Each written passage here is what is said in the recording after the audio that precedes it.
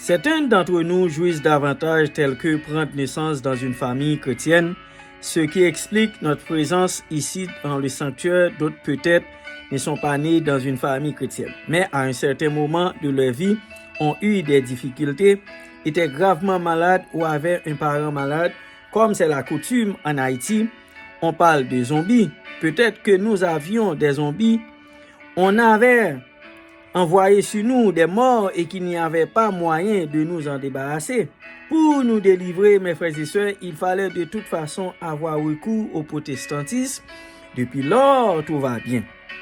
Mais la remarque que nous ne faisons pas est que notre corps est délivré, mais notre âme est laisse telle. Sommes-nous encore esclaves du péché, mes frères et sœurs? Peut-être que c'est l'une des raisons pour lesquelles nous avons tous ces liens. Il y a des personnes, mes frères et sœurs, qui prient seulement quand elles sont engagées. Quand le médecin dit que le cas est impossible, on retrouve cette personne dans toutes les réunions de prière. Elle n'avait pas de temps. Mais quand elle reçoit la nouvelle qu'elle va mourir, même si le gène est à 500, 600, 800 km, elle peut y aller. Pourtant, quand le chrétien reçoit la nouvelle qu'il va mourir, c'est pour lui une bonne nouvelle. Voyez ce que l'auteur dit dans le psaume 116, verset 15. Elle a du prix aux yeux de l'Éternel, la mort de ceux qui l'aiment. Quand Dieu détache nos liens, mes frères et sœurs, nous sommes libres même devant la mort. C'est Paul qui disait, la mort m'est un gain. Au contraire, j'ai envie de m'en aller. Dieu peut bénir quelqu'un pour le rendre brave même devant la mort.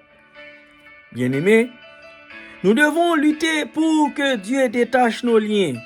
Et pour que Dieu nous délivre, il faut vraiment que nous soyons nés de nouveau.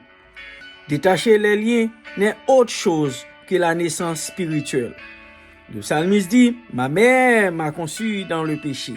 Je suis né dans l'iniquité. L'apôtre dit, mais je trouve en moi cette loi.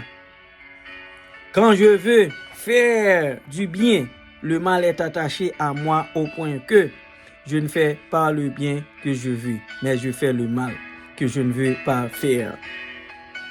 Plus tard, il devait pousser ce cri, mes frères et sœurs, mais qui me délivra de ce corps de mort? En Romains, nous lisons, nous sommes esclaves du péché. Savez-vous prendre du temps pour analyser les conséquences du péché?